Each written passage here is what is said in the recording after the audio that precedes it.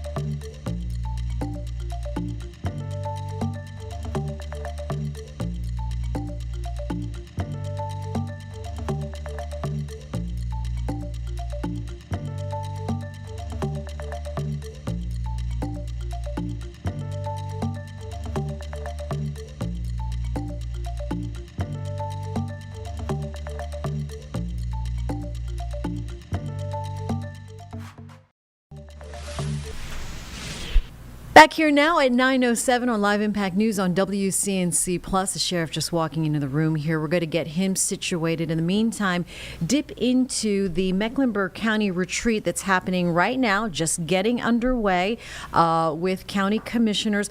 Let's go ahead and dip into this for a little bit on Live Impact News. By a global pandemic such as COVID or a national crisis such as the Great Recession. Despite these challenges, I am very confident that in the end, just like prior fiscal years, you will adopt on June 2nd a budget that will meet the needs of this entire community. The presentations that you will receive are extremely intentional. They build on our collaboration as manager and board, along with the inaugural fall retreat we held last October. As you will witness throughout this retreat, our current revenue growth projections no longer allow us to make some of the large investments we have been accustomed to making in the past. As impactful as our output has been over the years, we find ourselves at the intersection, one that calls for an extremely targeted focus on outcomes, an organizational reset, and a new approach to how we budget and serve this community in a sustainable way. Not to mention the times that we find ourselves in because of activity on the local, state, and national level warrant that we reassess and reshape how we spend and allocate our limited resources and services to our residents. As I prepare my first recommended budget, I have challenged my deputy county managers, my budget director, and the entire cabinet to rethink how we budget. And I recognize that the challenge of rethinking how we budget, it starts with me as manager. Gone are the times when the county could be everything to everyone. Before each presentation, you will be provided with an outline of proposed metrics for monitoring and reporting our progress in your areas of interest that are now associated with the balanced scorecard. Your feedback is critical as we finalize this performance management framework.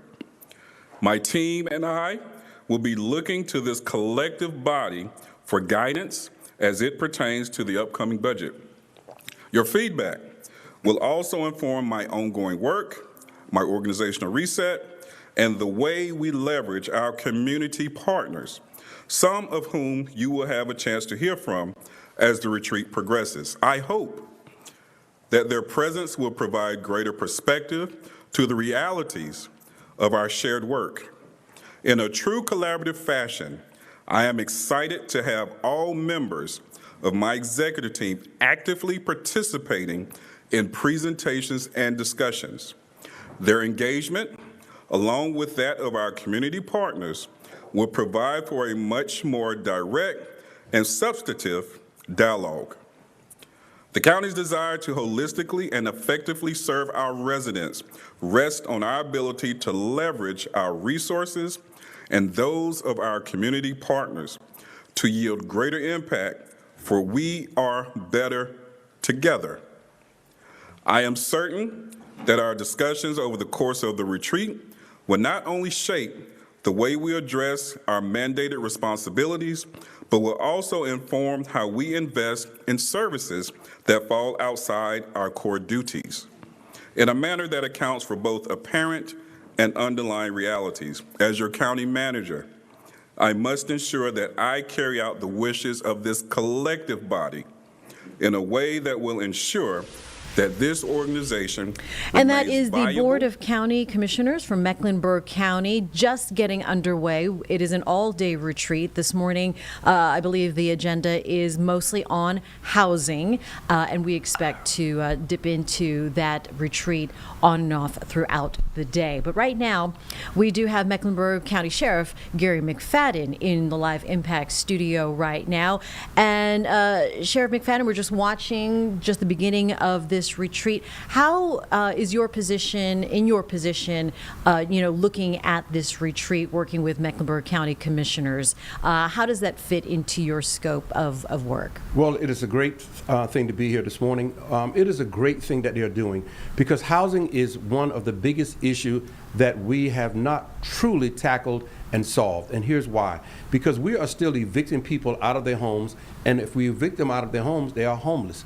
And so they don't have a house. And so I think that looking towards the future, if someone is not talking about housing, affordable housing, or just housing, then that is a conversation that you should not be in.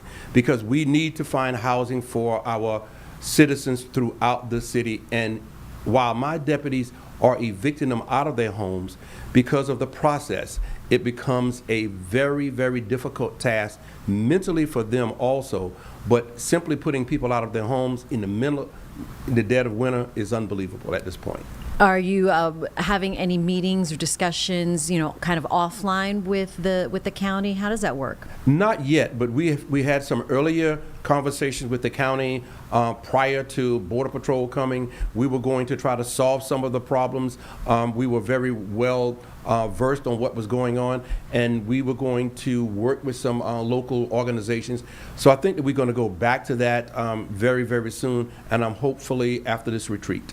All right, we need to talk about Border Patrol because that is in the national headlines day after day, and weighing in on the latest happening in Minneapolis. I mentioned here at the top of Live Impact News that North Carolina Senator Tom Tillis asking for Secretary of Department of Homeland Security Kristi Noem to step down, and the incident really just kind of adding to debates about federal government asking law enforcement, local law enforcement, their role in this whole situation. What is your reaction to that? Well, I think everybody's at the party now. This is something that I have been talking about for 7 years. Cooperation with local law enforcement, having a great understanding, and having a working relationship with law enforcement. Several months ago, or even a year ago, when I was talking about ICE and Border Patrol and all the entities of DHS that were not getting along, or they were have some infighting. And so we clearly understood that, well, at least I have, and have been talking about this forever. But everybody targeted law enforcement about cooperation. Well, you see that now we don't even hear the word cooperation coming from these same critics. But now I think what has happened is the trust has been fractured on both sides now instead of one side. So it's not whether you're targeting Democrat or Republican sheriff. Now it has been fractured. The trust has been lost. And now finally, everybody is now, as we say, woke. And so now I think that this is a good move for what we are doing because the relationship is gone. The accountability is gone. The trust is gone. Until we build all of that back and be accountable for it, we're still going to be in this turmoil from city to city to city. And here's the problem. When they go to another city, it is fear in every community now instead of the Latino community or the undocumented immigrant community. Everybody fears them now. When it comes to then providing assistance for federal agencies, whether the Border Patrol or ICE, have they asked for help in the past with potential protests here in the Charlotte area? And really, what is the line between obligation and operation? Well, this is the problem that we're having. If you are coming to Mecklenburg County, you should at least talk to both law enforcement and the sheriff's office. And why I say law enforcement, some people get that mixed up. You need to talk to all law enforcement. And the sheriff's office is a law enforcement agency. And I am the chief law enforcement officer of the county. At least have a conversation with us. We may not agree on everything, but we can agree that we had a conversation of understanding. Until we get to that point, we're still going to have problems. But simply coming into the cities that they have come into and terrorizing our citizens and even terrorizing some law enforcement officers is simply not working. Having that conversation must work better. coming to our city, having the conversation, collaboration, and you still can do what you want to do as the federal government, but there could be consequences, and we see those consequences unfolding every day across America.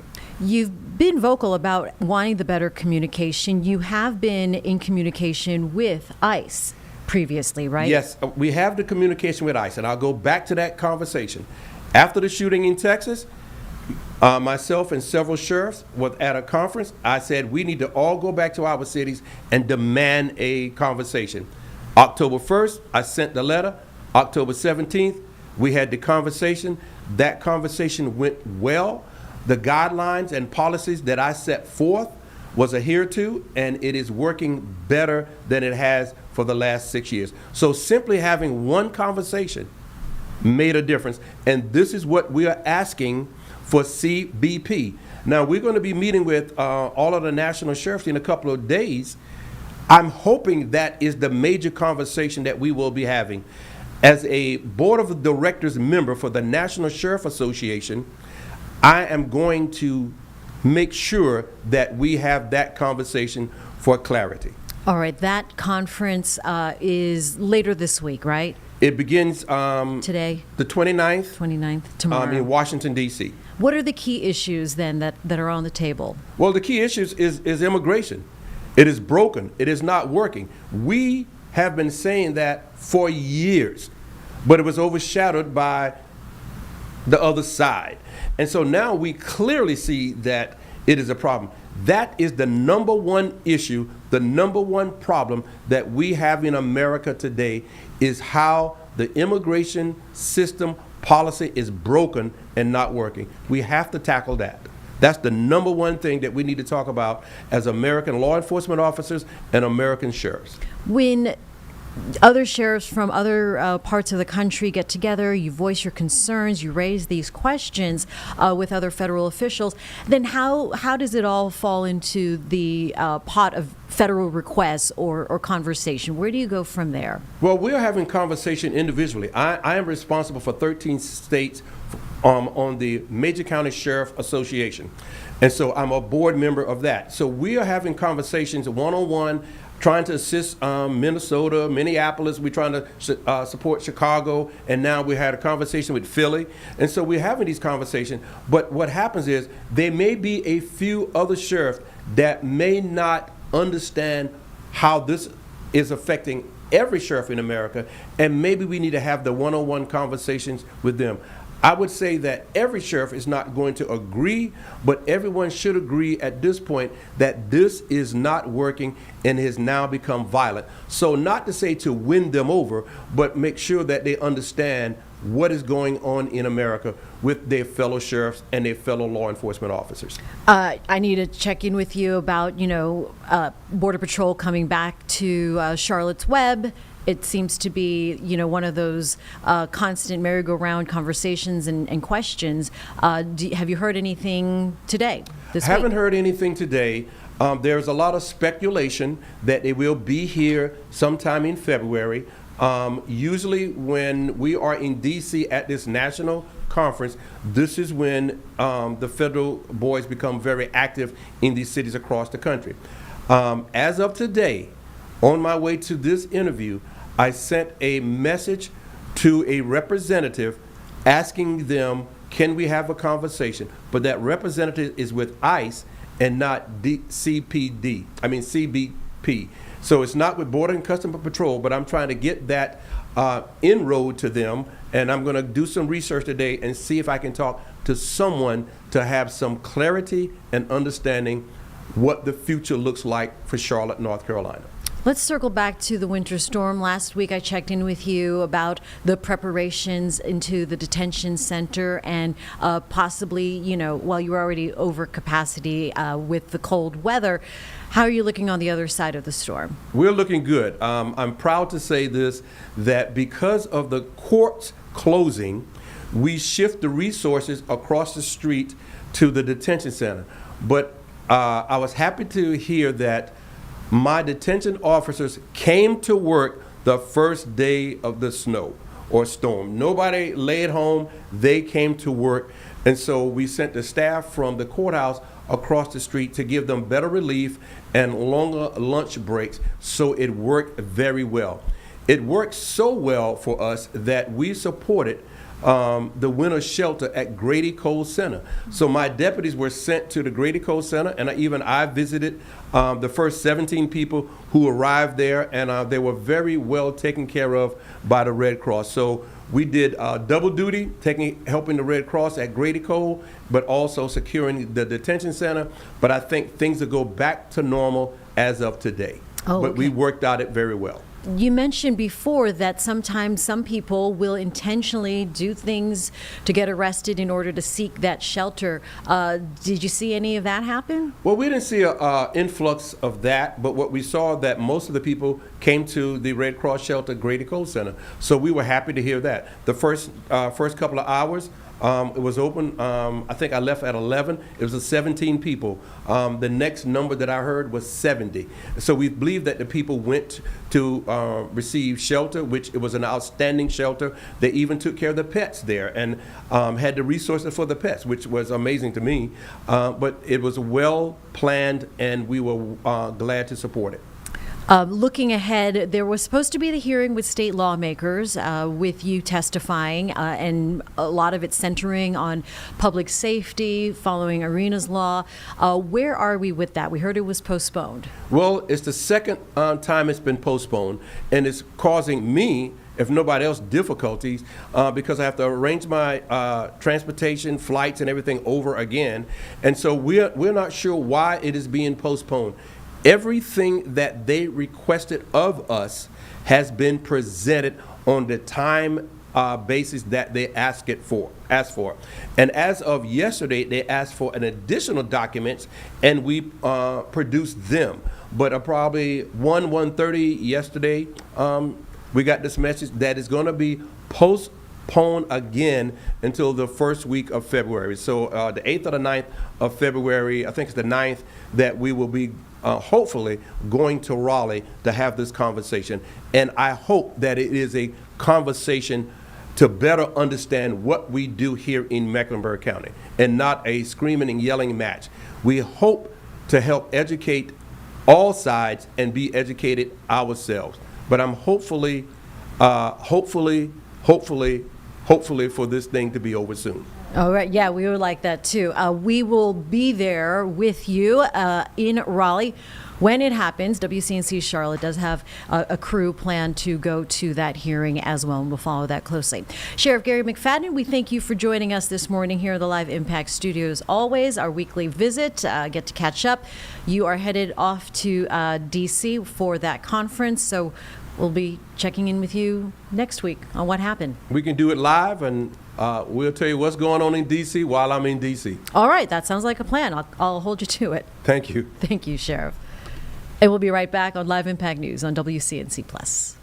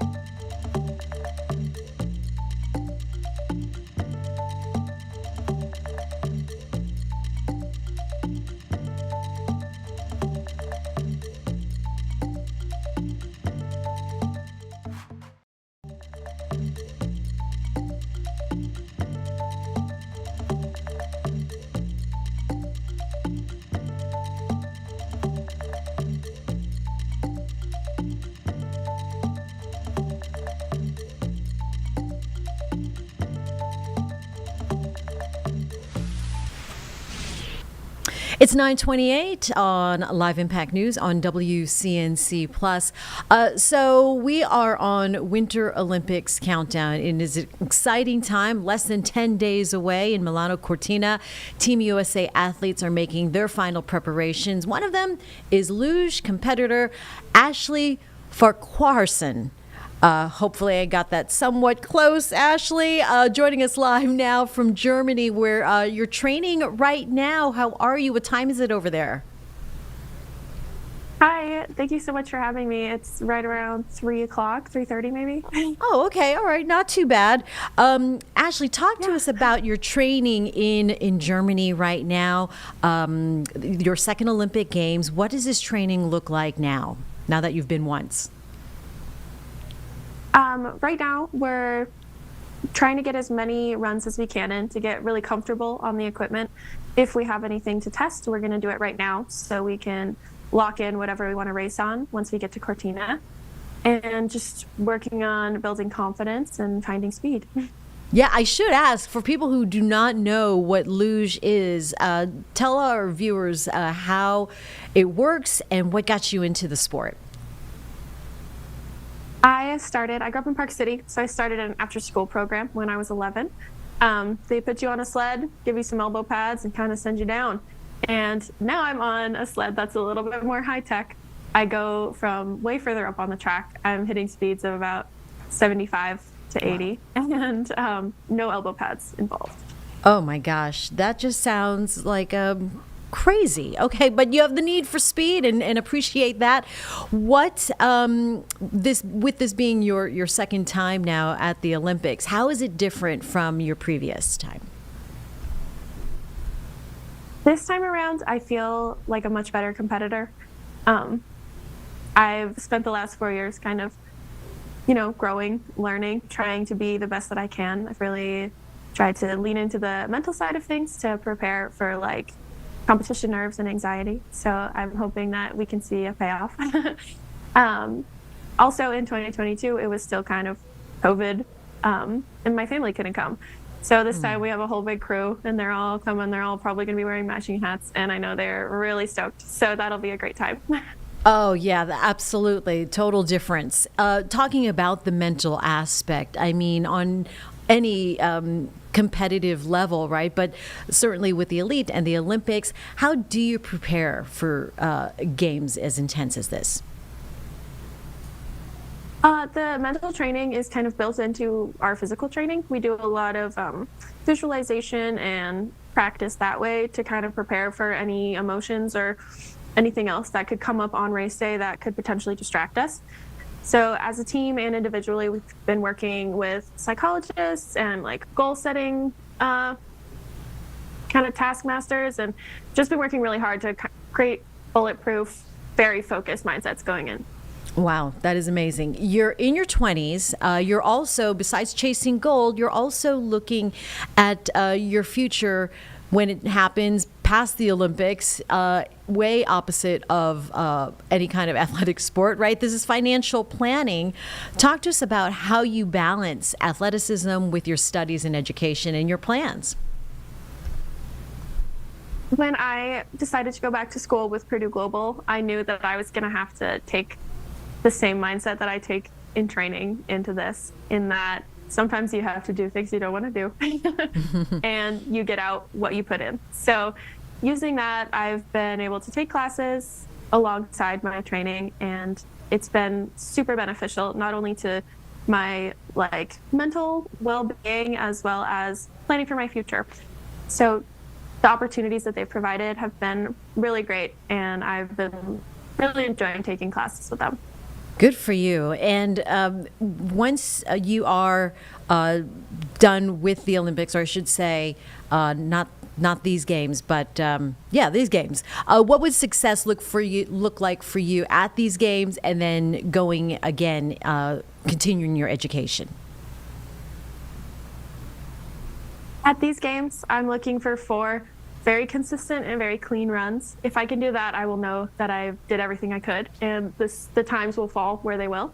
After this, I'll probably restack some coursework into my schedule and grind out some classes before we start up with another Olympic cycle. Amazing. And then finally, what message do you have for any young athlete who dreams of competing at the Olympic level? To any young athlete, I would say that everyone tells you to work hard, but no one tells you that it takes a long time to see the payout. Work hard. Working hard pays off eventually, and sometimes it just takes a long time. And that's okay. It's all part of the fun and the journey, and it makes you... all part of the process. Absolutely. Ashley, thank you so much for joining us here on Live Impact News. Appreciate you taking the time out of your training. We will be watching for you at the 2026 Milano Cortina Olympics in luge. Going for the gold, Ashley. Thank you so much. Yeah, take care. Yeah. That's awesome. And we'll be right back here on Live Impact News on WCNC Plus.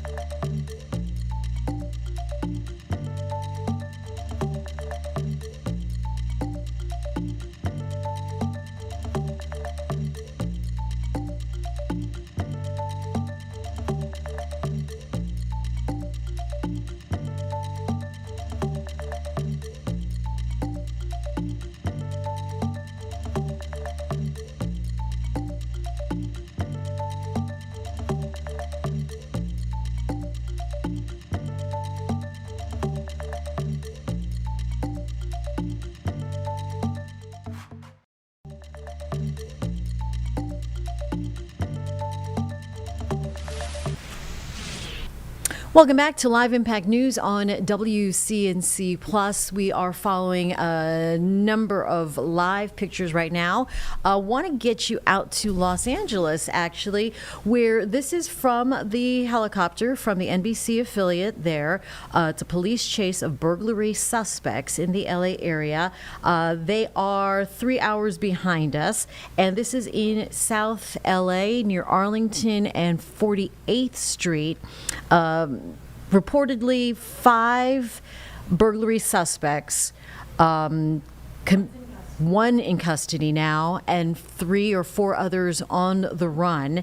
So we can see, watching the flashing lights, we have some traffic closures for surface streets there as they are getting underway. Their morning commute starts really early in Los Angeles, and you can see the yellow tape across that one neighborhood. We are occasionally listening to the helicopter reporter that is over the scene, and then when we, but they're also talking to the anchors. We do not have the audio from the anchors. Let's go ahead and listen into the chopper reporter. All right, let's go ahead and do that on Live Impact News. This scene along 52nd Street is going to be Crenshaw High School.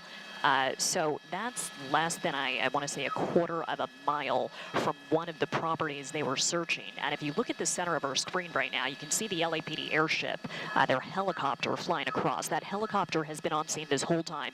They are still searching for the driver. And the second property we think that driver might have run into, that one was on 52nd Street. Just blocks, again, from Crenshaw High School. I believe there's also a prep academy to the east of this scene. So that's two different campuses here that might be impacted if this search continues. But as we zoom back in here, you can see they've got police tape up, about half a dozen LAPD vehicles stationed just at this corner. The pursuit car and the car it crashed into still here. We have not seen patients being transported. We have not seen or heard of anybody being detained here just yet. So this is going to drag on, I think, for quite some time. But the good news here is it's starting to lighten up a bit outside. So I think as the sun comes up, it might be easier to spot movement, especially overhead. They're not pulling this LAPD helicopter off the scene just yet. All right, like I said, we can hear the audio from the helicopter pilot, who is also reporting on the scene. She's going back and forth with the studio anchors. That audio we are not catching. So as I fill in time here, I'm just learning that it's LAPD search. 5 suspects involved in a warehouse burglary with a U-Haul. Let's go ahead and dip back in. We, again, we're not live over that, but LAPD has confirmed that. It stopped twice, and at both locations, people got out of the car. So this is tough because it's more than one location, and the longer this goes on for, you know, the more of a distance the suspects could have traveled by foot or possibly by jumping into other vehicles. That's what happened during this pursuit after it started with LAPD Newton Division in pursuit of that U-Haul. All right, again, involving a U-Haul with one suspect in custody and a search underway now in Hyde Park. It looks like, again, at least 2 scenes where the alleged burglary happened in Inglewood, and now this search for 4 suspects in Hyde Park near Arlington Avenue and 48th.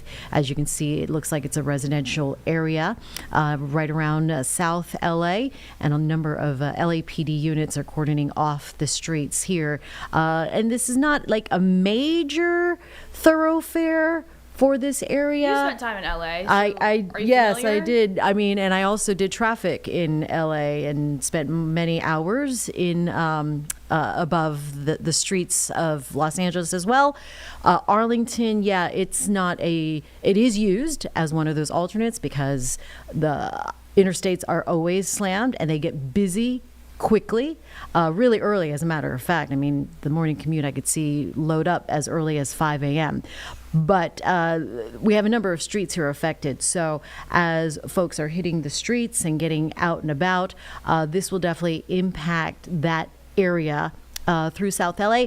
And really, this is kind of in the middle, LA proper, I should say. If you want downtown, whether it's downtown or West LA or the beach, this is a just sort of one of those areas pocketed right there in the middle of Los Angeles. So is the helicopter pilot still?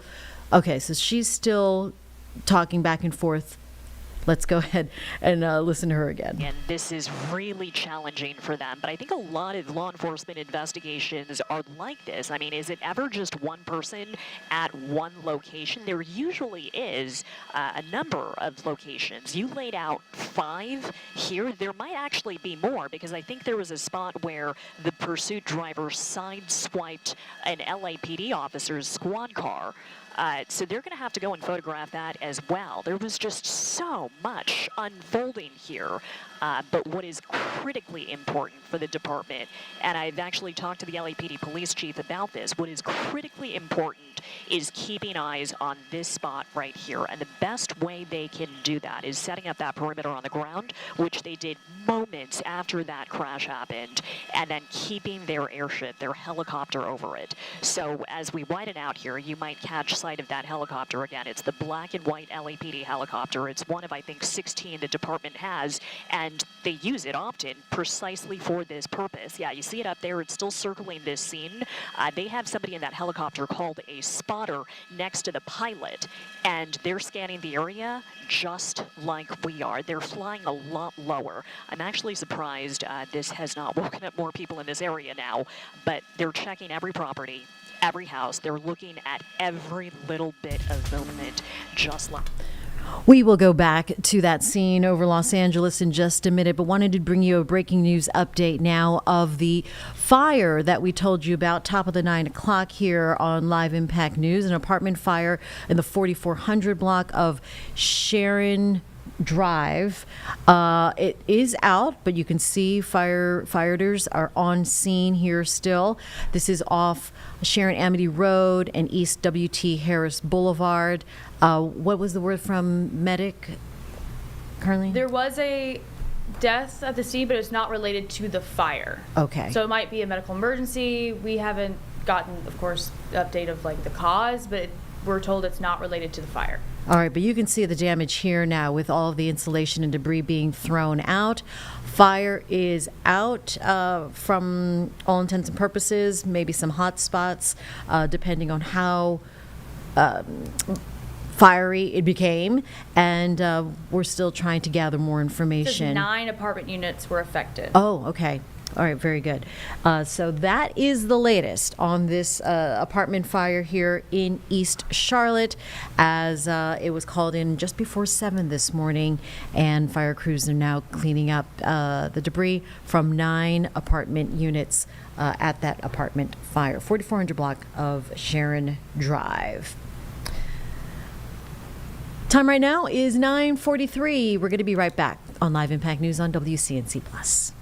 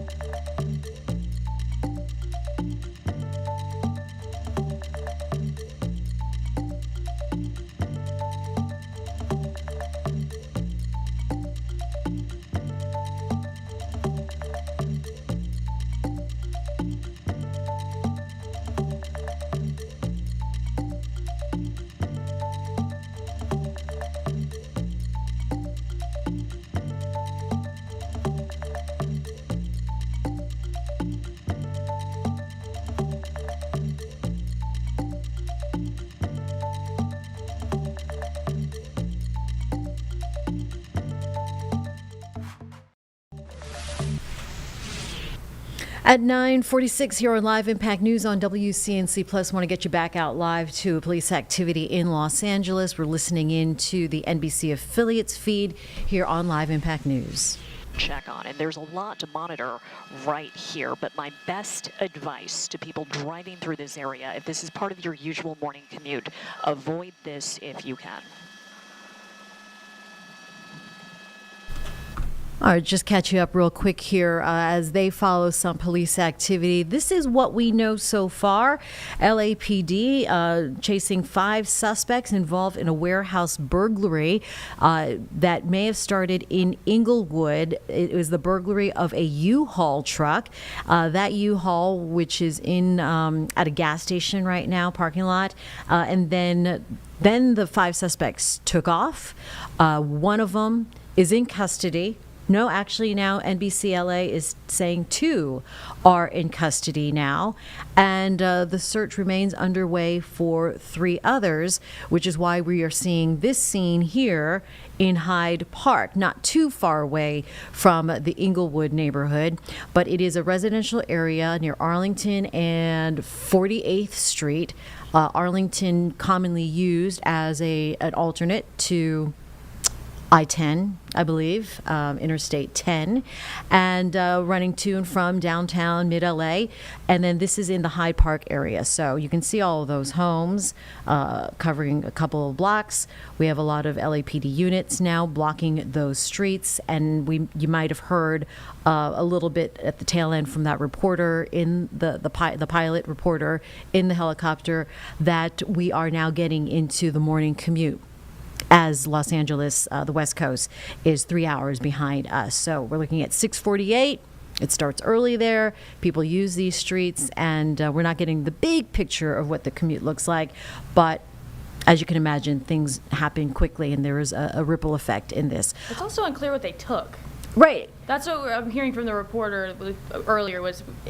Who knows? They were seen with boxes, but they don't know what's in the boxes. I saw images earlier of the U-Haul, Right. which is partially emptied out, and it looked like boxes of I don't know, toys Yeah. or juice boxes. I mean, it just We don't know. what did they take? I don't know either.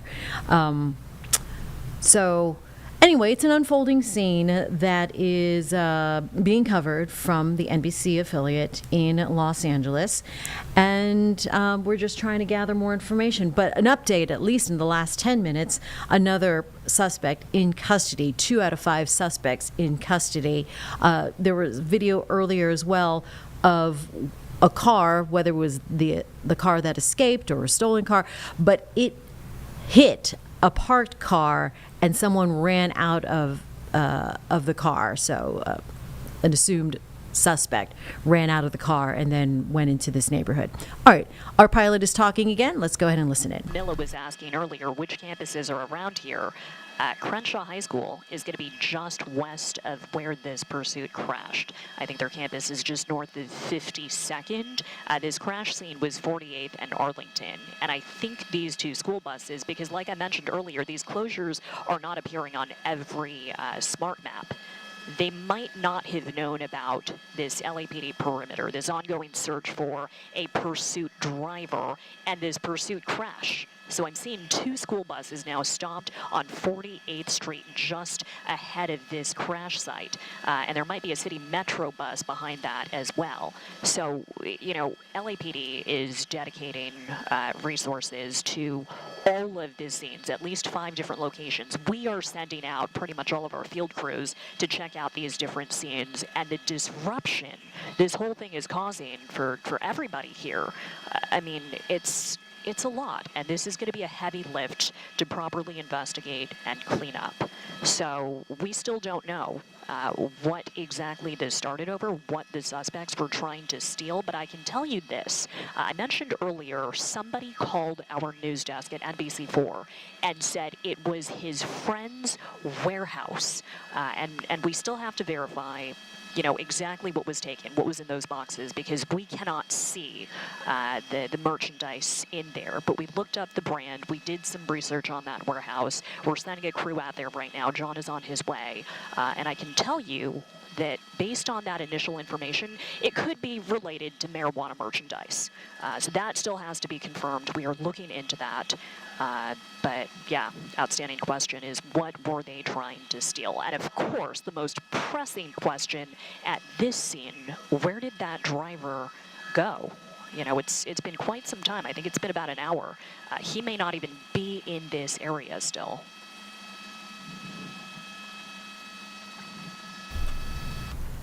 Whoops. All right. So I didn't mean to put myself on camera. I'll get you back to LA. I just wanted to put my mic on. But again, the police chase happening in LA, a little more of a detail there, which still needs to be vetted. But as I look at separate video of the alleged U-Haul that was burglarized, we're looking at what appears to be some kind of paraphernalia. blank bags and things that say 2 grams, which might align with our reporter pilot who is saying that the warehouse that was burglarized might have had to deal with marijuana or CBD products, which is legal in California. But what we know now is LAPD has set up this wide perimeter in Hyde Park, which, for those who are not familiar with Los Angeles, it's a pretty sizable area right in the middle of South LA. So Arlington, 48th Street, Arlington, a major artery through the middle of mid-city LA. The scene, the initial scene, seems to have a U-Haul truck in the middle of an Inglewood gas station parking lot that has been emptied, mostly emptied out, some leftover merchandise. Detectives are saying that what seems to have gone down is that the U-Haul was burglarized. 5 suspects took off. They got into a car. That car slammed into another parked car in this neighborhood, and they all took off, and then they all were on foot. So 2 of the suspects are now in custody, and the search is underway in Hyde Park, this area that we're looking at right now, for 3 others. Is our pilot talking again? We're looking at the one PD unit there blocking the street.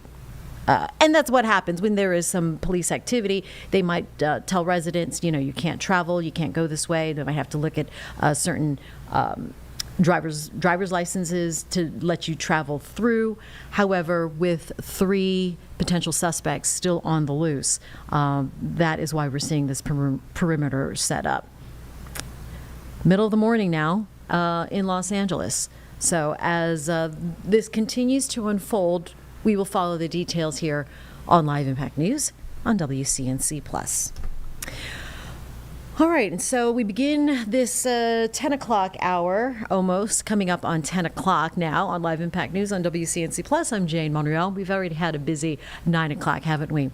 The sheriff was in here talking earlier about Mecklenburg County, so many issues when it comes to housing, as well as safety.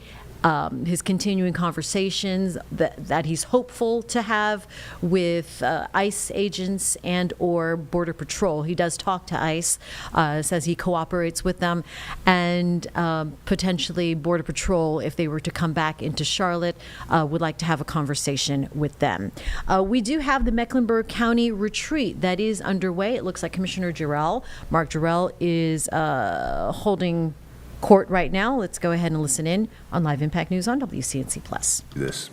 And with that being said, are there any questions? Okay. So at this time, I'll recognize Dr. Campbell. Thank you. I'd have the panel come forward, please, at this time.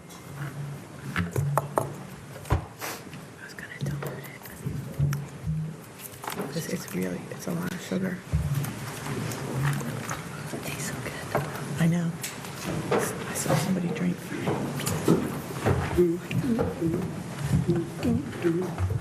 Need some insulin. Hey, y'all. Someone is in a good mood today. I'll just leave it up here then.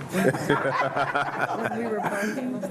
Oh, no, you gotta sit down. Yeah, really good movie. I love it. Dry run.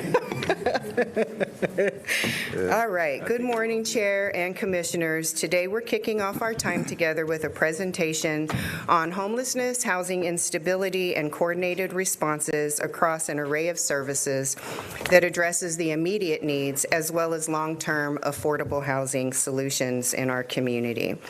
Housing stability occurs on a continuum, so we'll begin with an overview of our homeless prevention and intervention strategies and arrive at innovative options for addressing affordability in our local housing stock.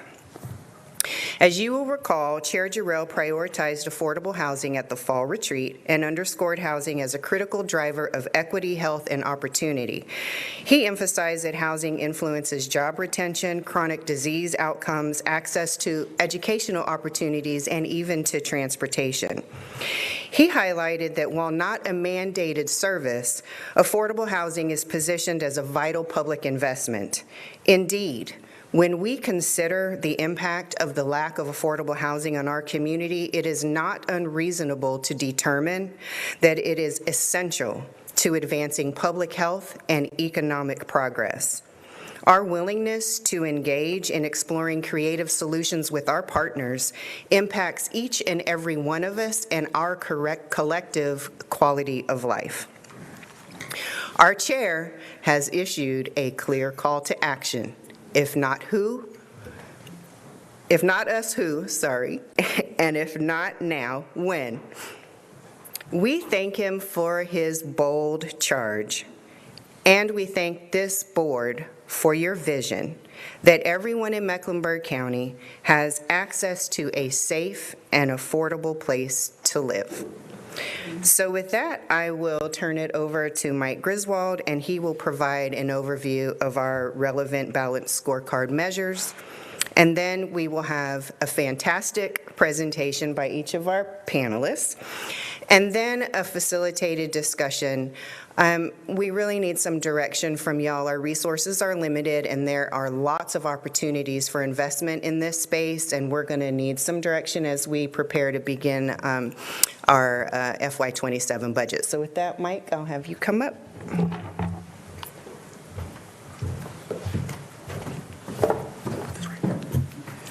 Y'all don't want to clap?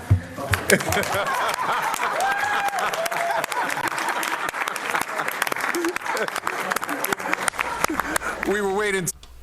All right, we will go back and forth to the Mecklenburg County Commissioners Retreat, which is an all-day event. As we come up on 10 o'clock, Majestic Storm is coming up with a check of your forecast after the break on Live Impact News on WCNC+.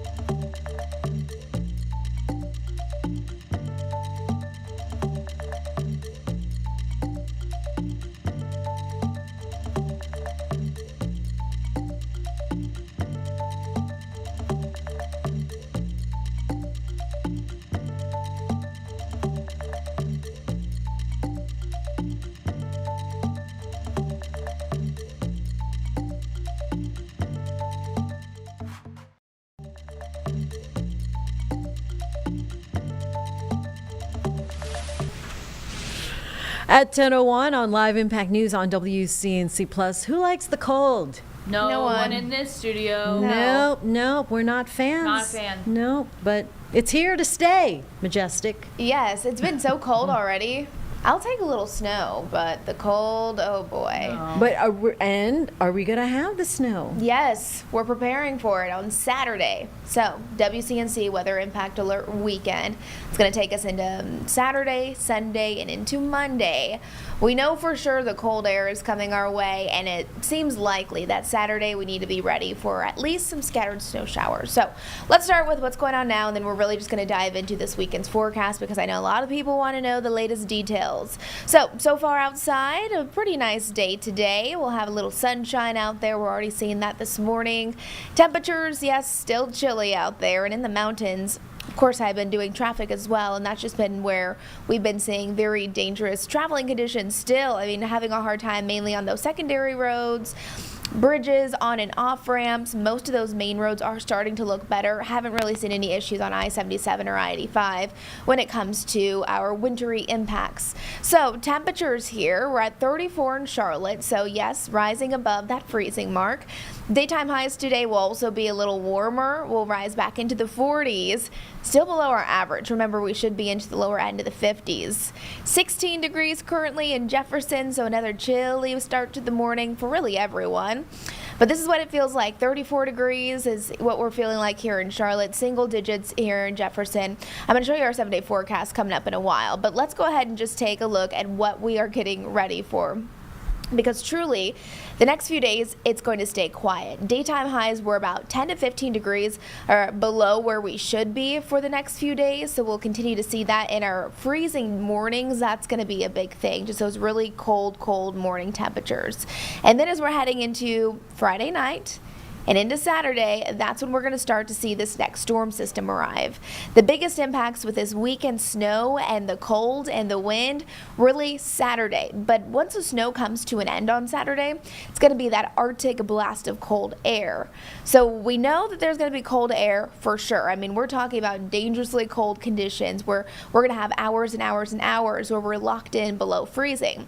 But we're pretty confident now at this point that on Saturday, snow is going to continue to spread across the Carolinas. We're still a little uncertain when it comes to how much specifically, but our overall trends are continuing to increase. Again, Saturday, it's going to be snow, and this specific setup, it's showing us that it's not going to be a wintry mix.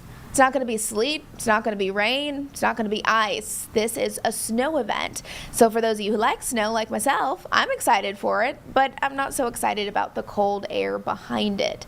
And that's when we start to see problems with people's pipes at homes, water main breaks, that type of thing. So making sure that we're prepared for traveling conditions to deteriorate, especially on Saturday.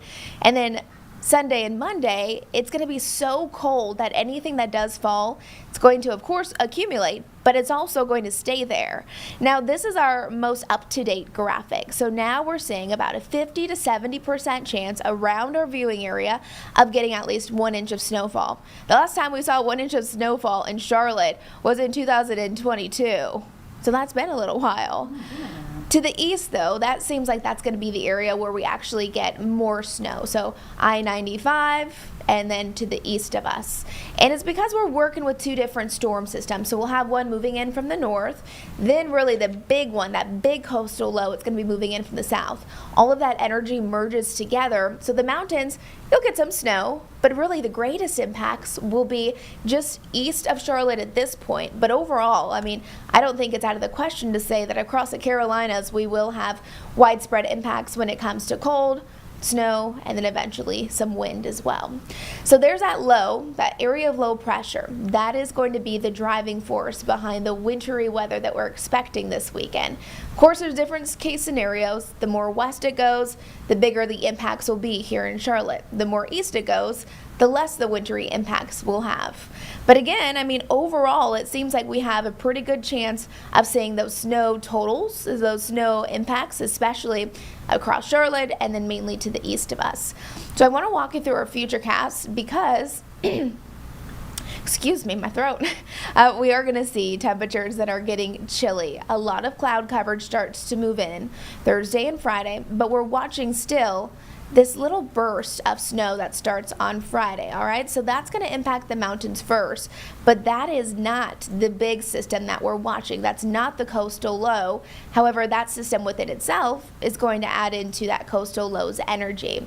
So once we head into Friday and into Saturday, this is our typical nor'easter setup. We'll watch that low hug the East Coast right here. Here's about early Saturday morning, 4 o'clock in the morning. We start to see snow across Charlotte Metro. Then as we fast forward through the day, Here's Saturday at 10 o'clock. This is indicating that a lot of our Saturday we could see snowfall. Now, will it be really light snow flurries? Will it be moderate snow? Still determining that, but at this point, we're confident that we're going to have snow on Saturday, and we need to be prepared for it. So once that low continues to get tighter and then work its way up to the north, another part of the forecast is not just the snow, but the wind. Look at this. I mean, these are going to be such strong winds. Not necessarily for Charlotte. I think we will most definitely feel the wind, but the biggest aspects for the wind will be off to the east coast of us. So east of Charlotte, especially right around the Outer Banks. This is 3 o'clock in the afternoon on Saturday. Some of our winds out there, 55 miles an hour. You fast forward even more, Saturday and into Sunday, showing that that coastal low will have so much strength that we could see some winds gusting up to 75 miles an hour. Again, this is out along our coastal communities. Even back home, though, I mean, 25 to 35 mile an hour wind gusts, not out of the question. So if we have snow, whether it's falling or on the ground, drifting and blowing snow, limit to down visibility, and in addition to that, it's going to make it feel really, really cold because we're already working with that really cold Arctic air. So as far as our snow meter goes, we have it at about a 4 right now. I think today we could probably increase it, meaning that, yes, we're confident that we need to be ready for light snowfall at bare minimum. And remember, I showed you that graphic about a 50 to 70% chance that we have at least 1 inch of snow across Charlotte. And again, it's been quite some time since we've seen that. Back behind it, here's another big part of the story. So we have the snow, we have the wind, and then that bitter, bitter cold air. I mean, it's cold now, yes, but this is just a whole nother level. Temperatures are going to drop as we're heading into the weekend. So Friday, 44 degrees. Saturday, 26. That's when the snow's coming down. So with it being so cold, if you're curious, what kind of snow is it going to be? Is it going to be that heavy snow, kind of that wet snow? No, it's going to be the complete opposite, that very light, fluffy snow. So the upside of that is that it's easy to remove stuff, remove the snow from your driveways or your car or stuff like that. It makes for good sledding, in my opinion, but not good when you want to make like a snowman because it can't compact that well. So 26 on Saturday. Then temperatures get really cold as we're heading through the overnight hours, and those feel-like temperatures are going to be concerning. 31 on Sunday, and then even into next week, we're going to be holding on to very, very chilly temperatures. So overall, WCNC weather impact alert. We're confident snow is falling on Saturday. Are we sure as to how much? No, not yet, but each day we're learning more, and at this point, it seems like it's not out of the question that at least an inch of snow is going to fall. And then in addition to that, that cold, cold air, that's a huge part of the story, because even if we just have minimal amounts of snow that falls, I mean, it doesn't take a lot to cause problems across Charlotte. We know that when it comes to snow, but it's that cold air that could make for problems when it comes to not only traveling, but like I mentioned, our pipes, our water mains. We saw that even just a couple of days ago. Sunday, again, 31 degrees. Still could see some lingering impacts early in the morning, but overall the precipitation is done and over with on Sunday, and the focus will then be how cold it's going to be. Here's our Jerry Hunt Supercenter 7-day forecast. 45 degrees today. Mild conditions taking us through the rest of our work week. Again, it's Saturday, Sunday, and Monday that will be weather impact alert as we're getting you ready for snow on Saturday. Cold, cold air. I mean, look at this. Sunday and into Monday morning, 10 degrees. And that might even be a little too warm. We might have to drop it down just a bit as well. So kind of starting to plan ahead, of course, to, mostly do things at home this weekend, but also if it's that cold, I would suspect that schools may have some delays or cancellations if we have snow on the ground and then temperatures are that cold as well. So this could be another doozy of a weekend, I would say. But not like Ice-Mageddon. No, and that's what I do like about this system is that there's no question as to what kind of precipitation it's going to be. This is snow. All right. Yeah, we'll take the yeah. I guess we'll take the last snow. I was going to say, that's when I moved here, was January of 2022. Oh, and it snowed a good 3 times. I have a picture. And- Boom. Oh, look at you. I was unhappy. You're like, where did I move to? I don't even see your face, Colleen. I could tell. You are hilarious. With you know I'm upset. You are so cock funny. the head. Greg caught me on camera. That's hilarious. We're not having a good time. Oh my gosh. Who's not having a good time? That's funny. That's good That is stuff. hilarious. Yeah, I think Oh my it gosh. snowed 3 times that January of 2022 with yeah. like good sizable snow. Yeah.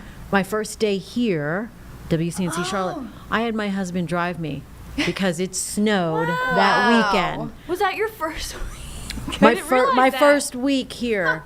I was like, oh, goodness You're like, gracious. oh no, what did I get myself into? Well, Why did I mean, sign up for this? yeah, right. I left Denver because of having to drive to work I in didn't the know snow. you were in Denver. Oh yeah, I didn't know that. Jane's been everywhere. Yeah. That's a lot. Jane's been all over the I country. love that. Yeah. Oh, and driving on black ice because I worked early morning side, so that was your shift, and driving those overpasses 20 miles away from the station when it was black ice in snow, white knuckle driving. Yes. I said no more. No more. But here we are. Here we are. Here Dealing we with it. are. Staying at hotels with the power going out I know, nearby. all the things. But I think it'll be a little, hopefully better with the snow. I think truly the biggest thing will be the cold impacts. The wind is going to make it feel even really just dangerously cold. Yeah. I mean, not good at all. Okay. But chance for snowmen to be made. And kind of. It's just I think sledding. playing in the snow, Right, but that's it's what I'm going to saying, be like, such... like snow angels. Yeah, snow angels, I think. But it's Yeah. like that light, powdery snow. I remember when I've been in snow, I would see my neighbors not bring out like their snow, what are blowers, not those, but they're leaf blowers because it's so easy. You can just, and there's your deck or there's your sidewalk all done. Right. Yeah, that's There's good. a good idea. Oh, very good. All right, Majestic Storm here in the Live Impact studio. Thank you very much. We'll take a break here on Live Impact News on WCNC Plus.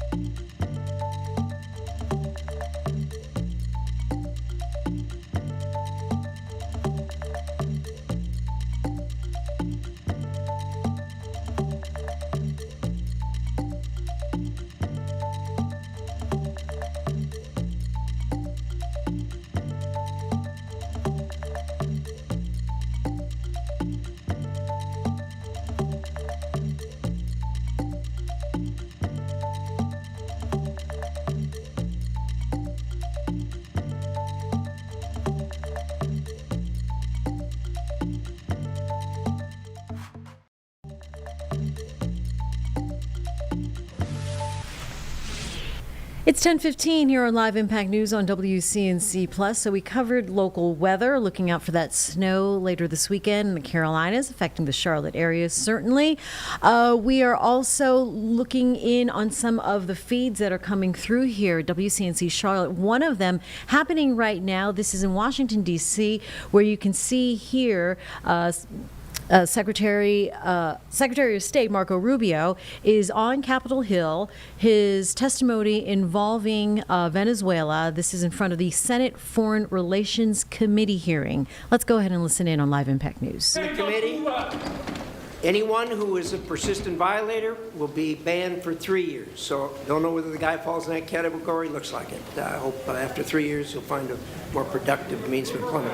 Secretary Rubio, we have 2 hearings a week. You know, you seem to have a more robust following than most of our witnesses that come before us. But anyway.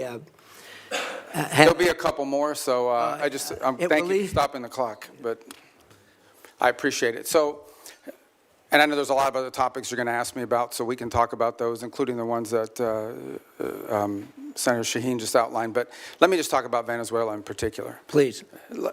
I think we can talk, if you want. I'm sure your questions will be about what happened before and led up to in the operation. I want to focus my comments this morning on what happens now moving forward, because you're going to ask about the going back.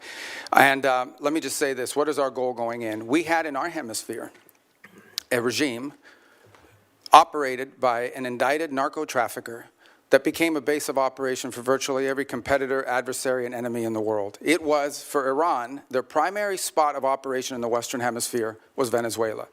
For Russia, their primary base of operation in the Western Hemisphere, along Cuba and Nicaragua, was Venezuela. In the case of China, China was receiving oil at a huge, about $20 a barrel discount. And they weren't even paying money for it. It was being used to pay down debt that they were owed. This is the oil of the people of Venezuela, and it was being given to the Chinese as barter at a 20%, at a $20 discount per barrel in some cases. And so you had basically three of our primary opponents in the world operating from our hemisphere from that spot. It was also a place where you had a narco-trafficking regime that openly cooperated with the FARC and the ELN and other drug trafficking organizations using their national territory. It was an enormous strategic risk for the United States, not halfway around the world, not in another continent, but in the hemisphere in which we all live. And it was having dramatic impacts on us, but also on Colombia and on the Caribbean basin and all sorts of other places. It was an untenable situation, and it had to be addressed. And it was addressed. And now the question becomes what happens moving forward. As I've described to you in previous settings and in individual conversations, we had three objectives here. The final, I'll work it backwards, because the end state here is we want to reach a phase of transition where we are left with a friendly, stable, prosperous Venezuela, and democratic, in which all elements of society are represented in free and fair elections. By the way, you can have elections. You can have elections all day. But if the opposition has no access to the media, if opposition candidates are routinely dismissed and unable to be on the ballot because the government, those aren't free and fair elections. That's the end state that we want. Free, fair, prosperous, and friendly Venezuela. We're not going to get there in 3 weeks. It's going to take some time. And so objective number one was stability. In the aftermath of the removal of Maduro, the concern was what happens in Venezuela. Is there civil war? Do the different factions start going at each other? Are 1 million people crossing the border into Colombia? All of that has been avoided. And one of the primary ways that it has been avoided is the ability to establish direct, honest, respectful, but very direct and honest conversations with the people who today control the elements of that nation. Meaning the law enforcement, the government apparatus, et cetera. And one of the tools that's available to us is the fact that we have sanctions on oil. There is oil that is sanctioned that cannot move from Venezuela because of our quarantine. And so what we did is we entered into an arrangement with them. And the arrangement is this: on the oil that is sanctioned and quarantined, we will allow you to move it to market. We will allow you to move it to market at market prices, not at the discount China was getting. In return, the funds from that will be deposited into an account that we will have oversight over. And you will spend that money for the benefit of the Venezuelan people. Why was that important? Venezuela was running out of storage capacity. Okay, they were producing oil, they were drilling oil, they had nowhere to put it. They had nowhere to move it, and they were facing a fiscal crunch. They needed money in the immediacy to fund the police officer, the sanitation workers, the daily operations of government. And so we've been able to create a short-term mechanism. This is not going to be the permanent mechanism, but this is a short-term mechanism in which the needs of the Venezuelan people can be met through a process that we've created where they will submit every month a budget of this is what we need funded. We will provide for them at the front end what that money cannot be used for. And they've been very cooperative in this regard. In fact, they have pledged to use a substantial amount of those funds to purchase medicine and equipment directly from the United States. As in fact, one of the things they need is dilutin, or dilutin, depending how you want to pronounce it. And that basically is the light crude that you need to mix with their heavy crude in order for the oil to be able to be mixed and moved. They used to get 100% of that from Russia. They are now getting 100% of that from the United States. So we're using that short-term mechanism both to stabilize the country, but also to make sure that the oil proceeds that are currently being generated through the licenses we'll now begin to issue on this sanctioned oil goes to the benefit of the Venezuelan people, not to fund the system that existed in the past. The second is a period of recovery. And that is the phase in which you want to see a normalized oil industry. Again, look, we've got plenty of oil. There's plenty of oil all over the world. Canada produces heavy crude, so it's not like Venezuela's oil is unique in that regard, despite the fact they have the largest known reserves in the world. It's not irreplaceable. But we understand that that is the lifeline. Their natural resources are going to allow Venezuela to be stable and prosperous moving forward. And so we have created what we hope to do is transition to a mechanism that allows that to be sold in a normal way, a normal oil industry, not one dominated by cronies, not one dominated by graft and corruption. To that end, the authorities there deserve some credit. They have passed a new hydrocarbon law that basically eradicates many of the Chavez-era restrictions on private investment in the oil industry. It probably doesn't go far enough to attract sufficient investment, but it's a big step from where they were 3 weeks ago. So that's a major change. We can address some of the other components, but I'll run out of time. But one of the parts of the transition phase, or the recovery phase, is beginning to create space for different voices inside of Venezuelan politics to have an ability to speak out. Part of that is the release of political prisoners. By some estimates, up to 2,000. They are releasing them. They are releasing them probably slower than I would like them to, but they are releasing them. And in fact, you're starting to see some of the people being released beginning to speak out and participate in political life in the country. We have a long ways to go.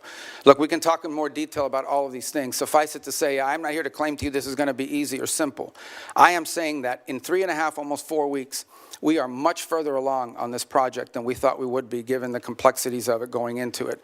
And I recognize that it won't be easy. I mean, look, at the end of the day, we are dealing with people over there that have spent most of their lives living in a gangster paradise. So it's not going to be like from one day to the next, we're going to have this thing turn around overnight. But I think we're making good and decent progress. It is the best plan, and we are certainly better off today in Venezuela than we were 4 weeks ago. And I think and hope and expect that we'll be better off in 3 months, in 6 months, in 9 months than we would have been had Maduro still been there. So thank you. Well, thank you, Secretary Rubio. We'll now do a round of questions, 5 minutes each. I'd like to start, and I'd ask you to go. I understand we're not in a classified setting, but I think a lot of people had no understanding of the groundwork that was done before the actual action took place. I was incredibly impressed with what you told me about how you, the president, negotiated with parties there on the ground, particularly the parties who were going to be in charge after Maduro was removed. And I wonder if you could talk about that for a minute, understanding that we aren't in a classified setting. And I'd like to, if you could, say a few things about it. Well, one of the things I've come to maybe more fully appreciate than I didn't when I was here in the Senate was the number of contingencies that the Department of War plans for all over the world. The overwhelming vast majority of them will never come to fruition, but there's all kinds of contingencies that are planned for.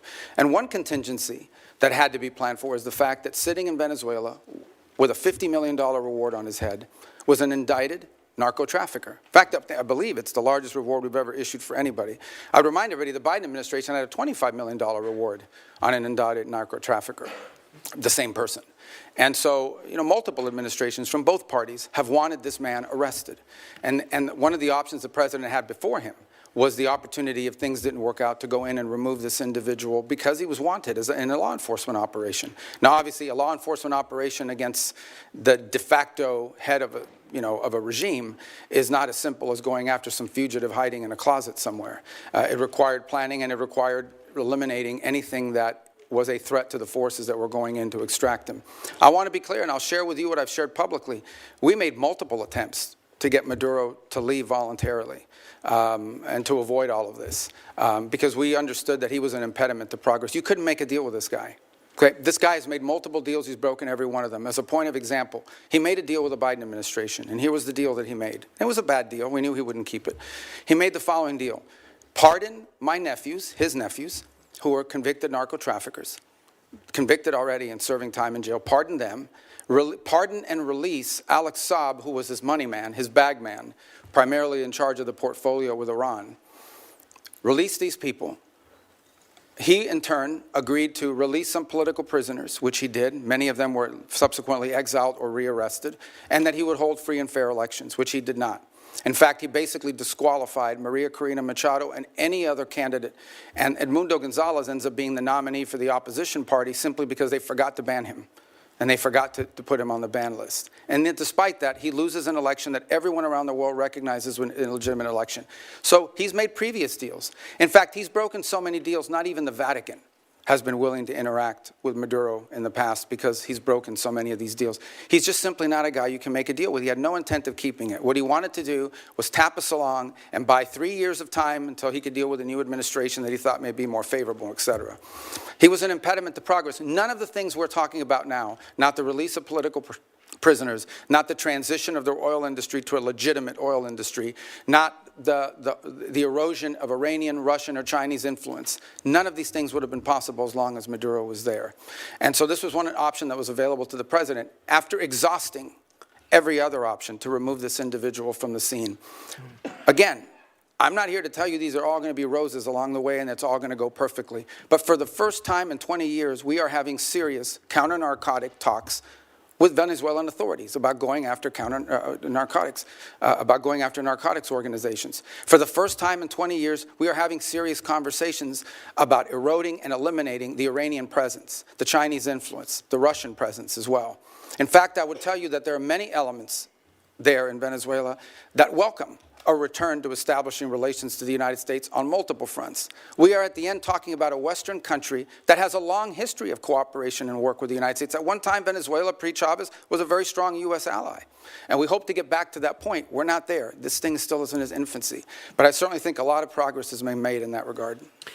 I was impressed with your description of the fact how careful you were in the operation not to dismantle either institutions or infrastructure because you wanted to see the Venezuelan people take that over and get back on their feet again. I think that was really a wise decision to make and have it as surgical as it was. The last thing I'd ask about, if you could touch on for just a minute, is I know you spent a considerable period of time negotiating with the people that were going to do day-to-day operations, the Venezuelans who were going to fill the vacuum. How's that going, and how do you feel about where we are there? Well, first of all, let me understand something. I spent 14 years in the U.S. Senate going after these people pretty hard, along with many of you. So, I mean, I understand who they are, and I understand this portfolio from a personal level quite well. So we're very realistic about what we're dealing with here. We also understand that in geopolitics, sometimes that's required. And in this particular case, there are an alignment of interests. And we certainly think that the approach... You've been watching live right now Secretary of State Marco Rubio talking on Capitol Hill for the Foreign Relations Committee hearing on what transpired in Venezuela several weeks ago. We're going to take a little break here on Live Impact News on WCNC Plus. We'll be right back.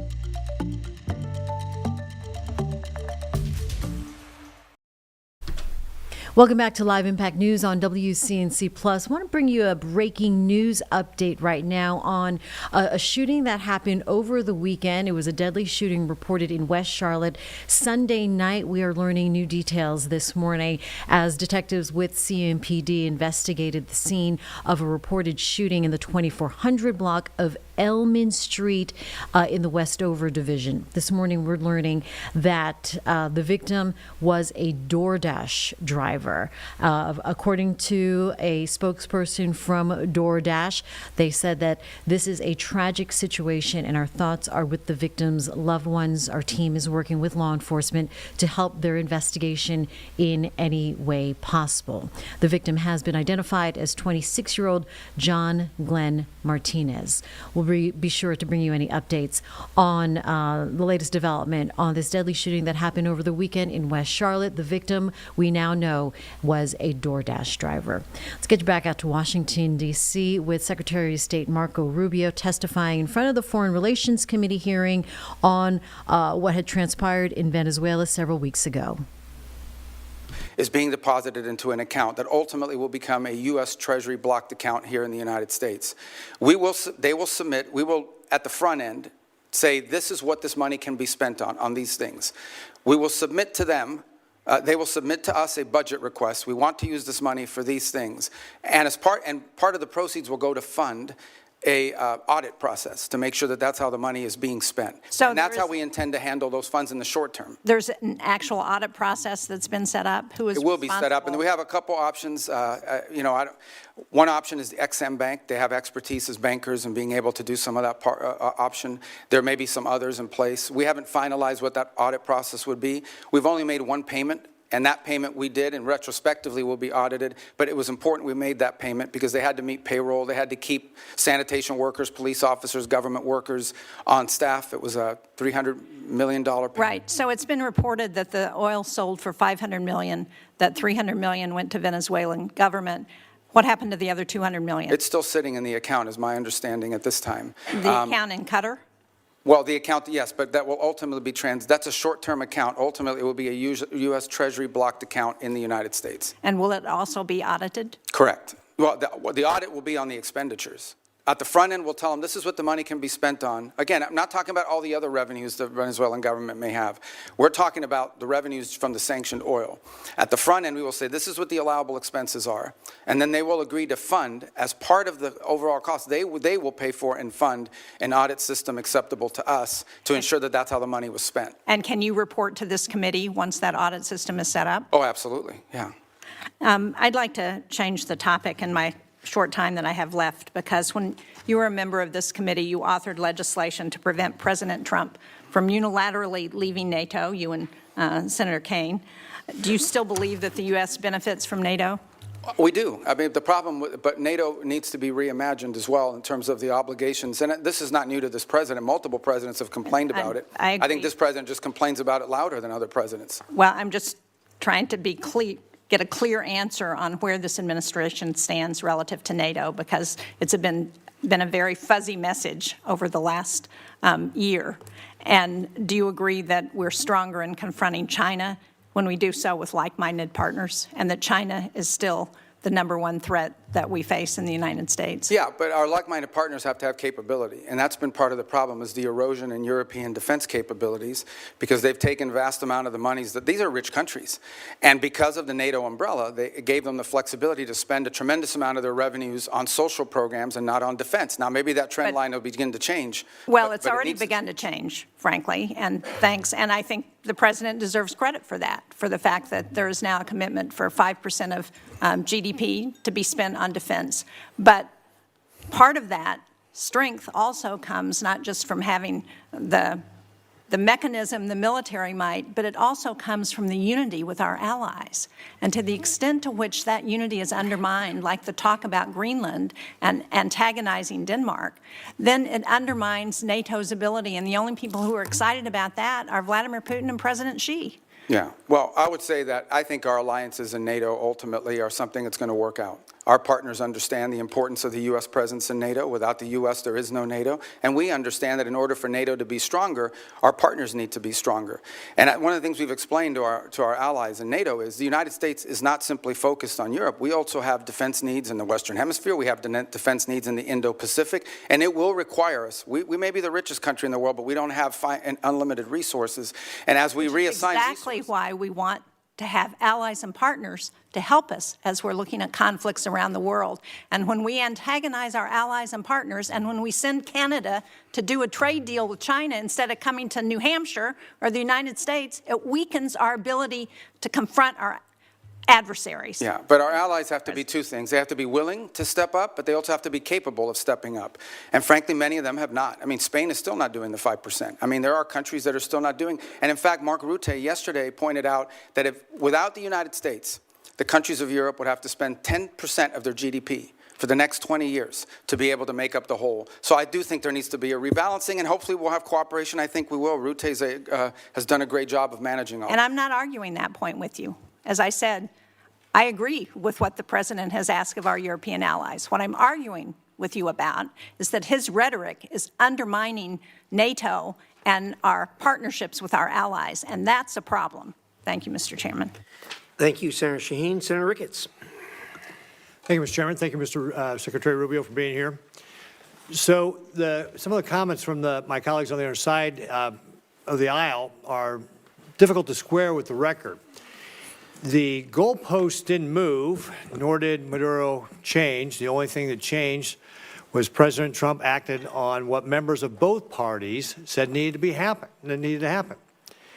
And did so, by the way, with an operation that will go down in history as one of the most impressive and tactically proficient to be ever carried out. So, Secretary Rubio, I'd like to get your response to a few yes or no questions. I know that's typically not your nature, but please bear with me here a moment, okay? All right, let's hear them first. I hate game shows. Go ahead. For years, the United States had a standing bounty on Nicolas Maduro, correct? Have what, I'm sorry? A standing bounty on Nicolas Maduro. Oh, yes. And this bounty was increased by both the Biden and Trump administrations, correct? Correct. And despite that bounty, did Maduro remain in power? Yes. Did he continue to support drug traffickers? Oh, yes. Was Operation Absolute Resolve a law enforcement operation supported by the military? It was. Did that operation successfully remove Maduro and his wife, and they were taken into custody? Yes. Great questions. Thanks. Were any service members, law enforcement officers killed in that operation? No. Not any of ours. None of ours, right. Has there largely been a broad support across Latin America for Maduro's removal? Yes. And is the United States better off with Nicolas Maduro in custody? Yes, and Venezuela too. Right. I realize that you'll hear differing views during this hearing, but I want to at least offer my personal congratulations to you and everybody who helped carry this out, because the world is better off without Nicolas Maduro. A few weeks ago, you briefed the Senate on your three-phase plan. You've been talking about it here today on stabilization, recovery, and the transition in Venezuela. Is there anything this Congress can do to be helpful in executing on that plan? There will be in time. There's no doubt about it. On the stabilization front, in order to stabilize it, for example, we're going to have to begin to provide some licenses through OFAC. So as an example, if a company wants to go down and explore the opportunity to do some economic activity in Venezuela, they will require a license from Treasury to be able to do that. And so that doesn't require congressional action, but I wanted you to be aware of it when you start to see some of these things. Some of these are just exploratory. The second is, I think in time, look, Venezuela is a very wealthy country. This is not a country that's going to require money from the United States to rebuild, to stabilize, to transition. It really isn't. It has the ability to be, and it has been historically, the wealthiest country in the Western Hemisphere, in Latin and South America, in many cases. The problem is that the wealth of the country was being stolen. And so part of both the recovery and the transition phase is ensuring that you leave in place a prosperous, free, democratic, allied with the United States and friendly, but also prosperous Venezuela, where the resources of the country are being done responsibly, are being utilized responsibly and to the benefit of the people and their economy. So in time, you know, I imagine we will be coming back to you with specific legislation that may be required to assist in that function. But we don't expect that this is going to require any spending on our part. On the contrary, unlike many of the other parts of the world we've gotten involved, Venezuela we're not spending any money in Venezuela right now other than whatever it costs to stand up our embassy. Let me switch gears on you a little bit. One of the common criticisms after Maduro's capture was that this would incentivize Communist China to take similar actions in Taiwan. In my opinion, this couldn't be further from the truth. For starters, Communist China doesn't care about international law or norms. They've demonstrated that repeatedly. Just ask the Philippines. Nor does it believe in international law even applies to Taiwan. But most importantly, Xi Jinping's calculus on whether to take kinetic action against Taiwan rests solely on whether or not he believes he will be successful or not. In this sense, the tactical proficiency displayed during Operation Absolute Resolve may have actually given Xi more pause to take than in taking action in Taiwan. Because despite its massive military buildup, the PLA continues to lack the experience so clearly on display that the United States demonstrated in Maduro's capture. And the PLA leaders that do have combat experience, like General Zhang, just got purged, or at least one of them did. So, Secretary Rubio, do you believe that the operation to take Maduro into custody will have any impact on Communist China's actions or intentions toward Taiwan? No. Look, the situation on Taiwan is a Xi legacy project that he's made very clear that that's what he intends to do. And that's going to be irrespective of anything that happens in the world. Your point, though, is well taken, and that is the U.S. in conducting this operation, I think, was certainly startling to China, to Russia, to Iran, to any adversary around the world, because the U.S. is the only country in the world that could have done this operation. Mr. Chairman, if I could just real briefly, I just mentioned General Zhang getting purged here. He was obviously a very important official in China. Can you share with us just your assessment on what that means, that Xi just purged one of these? Well, this is, I think, part of a pattern we've seen over the last few years, which is a purge of leaders in their military. They're spending a lot of money on their military, and obviously some of these guys are stealing that money, and they're trying to address that. So it's an issue internally in their system. They're obviously not sharing with us or talking to us in depth about any of that, but it's certainly something we watch with interest. Okay. Thank you, Mr. Chairman. Thank you, Senator. And we will get back to that hearing that's taking place there on Capitol Hill with Secretary of State Marco Rubio, just talking about NATO and asking for a reimagined NATO. In the meantime, we're going to take our last break here in the 10 o'clock hour on Live Impact News on WCNC+.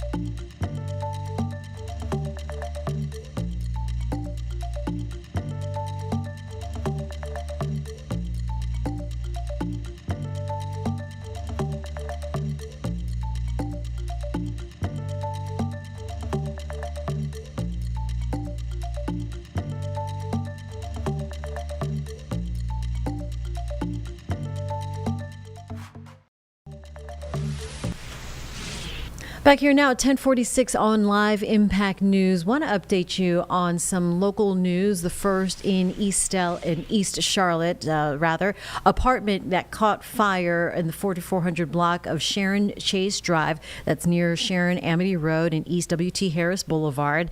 The fire is out. Fire crews say that 9 units were involved here after receiving calls just before 7 this morning, and they arrived in less than 5 minutes and were able to put that out with the help of about 24 or so firefighters. And let's see, it was brought under control just after 7. We heard that one civilian was transported to an area hospital for further investigation. One other person was found dead, but at this time, fire investigators say that it appears to be unrelated to the fire itself. So there is a death, but not related to this fire. Charlotte Fire Investigation Task Force continuing its investigation this morning. That's the update on this scene here that happened earlier this morning in East Charlotte. Also in West Charlotte, we are getting an update on a death there. There was a shooting death Sunday night. What we learned there is that the victim was a DoorDash driver. So we're trying to get more information there. But this happened late Sunday night on Elman Drive in West Charlotte. And that investigation is continuing. DoorDash confirming the death of one of their drivers. Let's get you back out to Washington, D.C. Secretary of State Marco Rubio still testifying now on the seizure of boats in Venezuela to the Foreign Relations Committee. Deployed and served, fought and died. 52 days. And for me, the most emotional moment of my visit to Denmark was laying a wreath at the memorial to the Danes who served, fought, and died alongside Americans. So when our president says we never asked for anything from NATO, and they never gave us anything, and you suggest that they aren't carrying their weight, whether it's in bases, or in access, or in troops, or in service, it is allies that will keep us safe in the Indo-Pacific. Our treaty allies, Korea and Japan and Australia and the Philippines, are going to be critical to Indo-Pacific security against our principal threat, China, and in Europe. I'm worried that the very foundations of trust are being shaken. Our democracy depends on consultation with Congress that is truthful and timely, and the confidence of our allies depends on them knowing where we're going next. Today, an armada is steaming towards Iran. Our president is on social media threatening Iran, and I hope I can count on you, Mr. Secretary, to consult with us and inform us before our next actions, whether against Nigeria, Colombia, Cuba, Iran, or anywhere else. And I hope and believe that I can count on you to reinforce the sanctity of NATO, not to reimagine it, but to reinforce it. Thank you. Well, let me unpack the 3 points you touched upon: consultation, NATO, Greenland. Alliances in Greenland. Let me tell you on the consultation. Look, this has been a point of tension, not just in this administration and Congress, but in multiple administrations, as you rightly pointed out. I was a big fan of consultation when I was sitting over there. Now, you know, it's a different job, different time. But it's not. That's not necessarily the point. This is a very unique situation that we faced here. The fact of the matter is that our mission, and the one you were briefed on and talked about, that mission remains ongoing, and that is the counter-narcotic mission that we continue to carry out. As controversial as it may be, you may not all be fans of it, obviously, but it is happening in the Eastern Pacific, and it is also happening in the Caribbean Basin. The problem is, or the good news is, there aren't a lot of drug boats moving in the Caribbean Basin anymore, and that's what we had briefed Congress upon. This specific mission that you've talked about, one of the reasons why you rehearse it is to see if it's even feasible, to basically go to the president and say, is this something that's even an option on the table? The truth of the matter is that this mission could not have been briefed to Congress because it wasn't even in the realm of possible until very late in December, when all of our efforts to negotiate with Maduro had failed, and the president was finally presented these options and made these decisions. It was also a trigger-based operation. It may never have happened. It required a number of factors to all align at the right place at the right time in a very limited window, and it wasn't even clear if it was ever going to be possible. There's also the aspect which I do not control, and that is deference to the Department of War on operational security. Despite the fact that we had kept this quite constrained, the truth of the matter is that this was leaked. We now know it was leaked by a contractor at the Department of War that, had it been published, would have endangered the lives of people and or would have probably canceled the ability to carry out the mission. So this is a real tension, and one that I'm doing the best I can to try to manage within the constraints of two things: operational security and also decisions being made. There are multiple contingencies for events all over the world, including some that none of us think were ever going to come to fruition. And in this particular case, one of the reasons why you rehearse these things in advance is to know whether it's even possible, is this even doable, and what are the risks associated with doing, so you can present options to the president who ultimately makes these decisions. In the case of reimagining NATO, it most certainly has to be reimagined, and the reason why it has to be reimagined is not because its purpose is reimagined, its capabilities have to be reimagined. Let me give you as a point of example. There's a lot of talk about security guarantees. And it's something that there's general agreement about now with the case of Ukraine.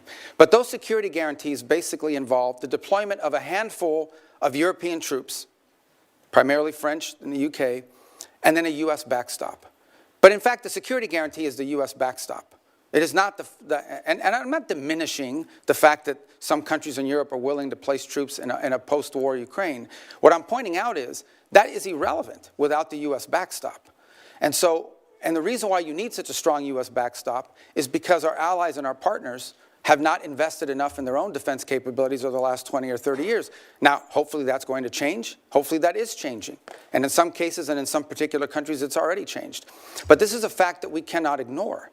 NATO is going to be stronger if our allies are more capable, especially, and here's the reality, whether we want to accept it or not, we have interests all over the world. We have interests in the Middle East, we have interests in the Western Hemisphere, and we most certainly have interests in the Indo-Pacific. A number of you have already pointed out that China is the chief challenge. We can't have the same soldiers or the same ships in both Europe and in the Indo-Pacific. We have to pick. No matter how many ships we build, no matter how many capabilities we grow, we're going to have to make these adjustments. And the stronger our partners are in NATO, the more flexibility the United States will have to secure our interests in different parts of the world. That's not an abandonment in NATO.